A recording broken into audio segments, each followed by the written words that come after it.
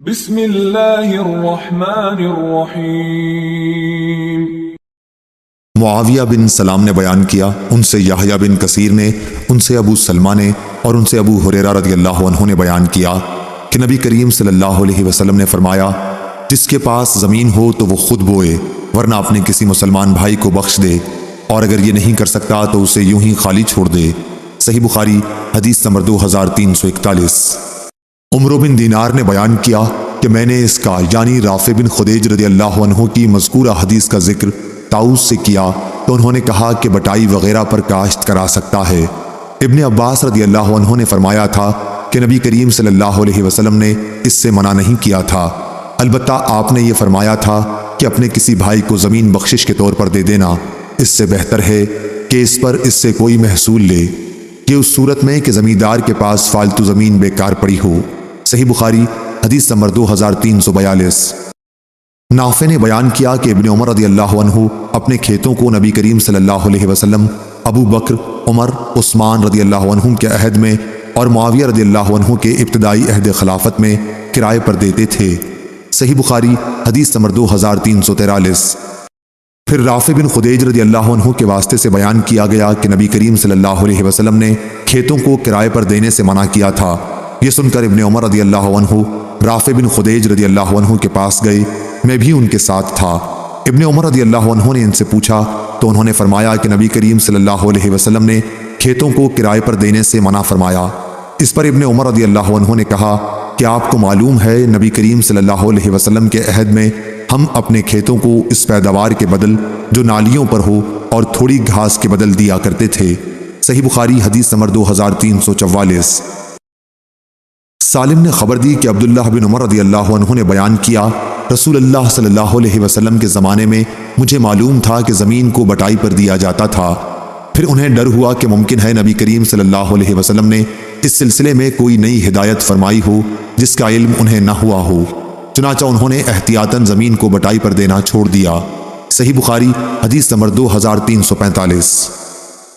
ہلال بن علی نے بیان کیا، دوسری سند اور ہم سے عبداللہ بن محمد نے بیان کیا، انہوں نے کہا کہ ہم سے ابو عامر نے بیان کیا، ان سے فلیح نے بیان کیا، ان سے ہلال بن علی نے، ان سے عطا بن یسار نے اور اسے ابو ہریرہ رضی اللہ عنہ نے کہ نبی کریم صلی اللہ علیہ وسلم ایک دن بیان فرما رہے تھے، ایک دیہاتی بھی مجلس میں حاضر تھا کہ اہل جنت میں سے ایک شخص اپنے رب سے کھیتی کرنے کی اجازت چاہے گا، اللہ تعالیٰ اس سے فرمائے گا کہ اپنی موجودہ حالت پر تو راضی نہیں ہے؟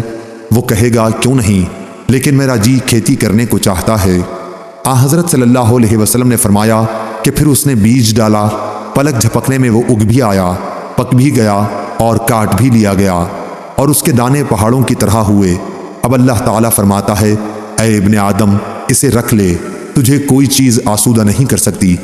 یہ سن کر دیہاتی نے کہا، قسم خدا کی وہ تو کوئی قریشی یا انصاری ہی ہوگا، کیونکہ یہی لوگ کھیتی کرنے والے ہیں، ہم تو کھیتی ہی نہیں کرتے۔ اس بات پر رسول کریم صلی اللہ علیہ وسلم کو ہنسی آ گئی۔ صحیح بخاری حدیث نمبر 2348۔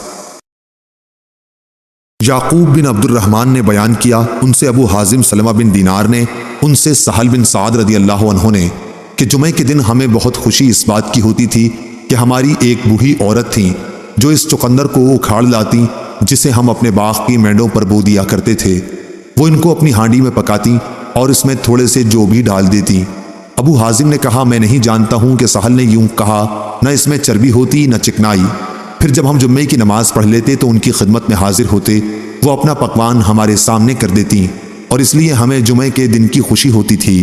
ہم دوپہر کا کھانا اور قیلولہ جمعے کے بعد کیا کرتے تھے۔ صحیح بخاری حدیث نمبر 2349۔ ابراہیم بن سعد نے بیان کیا، ان سے ابن شہاب نے، ان سے اعرج نے اور ان سے ابو ہریرہ رضی اللہ عنہ نے، آپ نے فرمایا کہ لوگ کہتے ہیں ابو ہریرہ رضی اللہ عنہ بہت حدیث بیان کرتے ہیں، حالانکہ مجھے بھی اللہ سے ملنا ہے، میں غلط بیانی کیسے کر سکتا ہوں؟ یہ لوگ یہ بھی کہتے ہیں کہ مہاجرین اور انصار آخر اس کی طرح کیوں احادیث بیان نہیں کرتے؟ بات یہ ہے کہ میرے بھائی مہاجرین بازاروں میں خرید و فروخت میں مشغول رہا کرتے، اور میرے بھائی انصار کو ان کی جائیداد، کھیت اور باغات وغیرہ مشغول رکھا کرتی تھی، صرف میں ایک مسکین آدمی تھا، پیٹ بھر لینے کے بعد میں رسول اللہ صلی اللہ علیہ وسلم کی خدمت ہی میں برابر حاضر رہا کرتا۔ جب یہ سب حضرات غیر حاضر رہتے تو میں حاضر ہوتا، اس لیے جن احادیث کو یہ یاد نہیں کر سکتے تھے میں انہیں یاد رکھتا تھا۔ اور ایک دن نبی کریم صلی اللہ علیہ وسلم نے فرمایا تھا کہ تم میں سے جو شخص بھی اپنے کپڑے کو میری اس تقریر کے ختم ہونے تک پھیلائے رکھے، پھر تقریر ختم ہونے پر اسے اپنے سینے سے لگا لے تو وہ میری احادیث کو کبھی نہیں بھولے گا۔ میں نے اپنی کملی کو پھیلا دیا جس کے سوا میرے بدن پر اور کوئی کپڑا نہیں تھا۔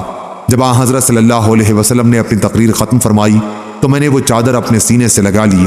اس ذات کی قسم جس نے آپ صلی اللہ علیہ وسلم کو حق کے ساتھ نبی بنا کر مبعوث کیا، پھر آج تک میں آپ کے اسی ارشاد کی وجہ سے آپ کی کوئی حدیث نہیں بھولا۔ اللہ گواہ ہے کہ اگر قرآن کی 2 آیتیں نہ ہوتیں تو میں تم سے کوئی حدیث کبھی بیان نہ کرتا۔ آیت ان الذین یکتمون ما انزلنا من البینات سے اللہ تعالیٰ کے ارشاد الرحیم تک، جس میں اس دین کے چھپانے والے پر جسے اللہ تعالیٰ نے نبی کریم صلی اللہ علیہ وسلم کے ذریعے دنیا میں بھیجا ہے سخت لعنت کی گئی ہے۔ صحیح بخاری حدیث نمبر 2350۔